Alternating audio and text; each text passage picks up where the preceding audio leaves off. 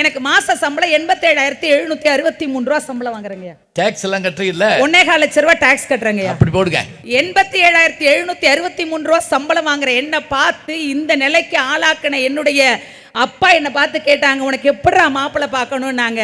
ஒரே வார்த்தை என்ன பார்த்து கேட்டாங்க, டாக்டர் மாப்பிள்ளை பார்க்கவா, இன்ஜினியர் மாப்பிள்ளை பார்க்கவா, தொழிலதிபர் மாப்பிள்ளை பார்க்கவா? நாங்க வேணாப்பா, கட்டுனா ஒரு விவசாயியத்தான் கட்டுவங்கிற கொள்கையோட ஒரு விவசாயியை கட்டிக்கிட்டு மகிழ்ச்சியா சந்தோஷமா 2 குழந்தைங்களோட வீடுதான் பல்கலைக்கழகம்னு வாழ்ந்துகிட்டு இருக்கேன்னா இந்த மனநிறைவும் சந்தோஷமும் எங்க சார் கிடைக்கும்?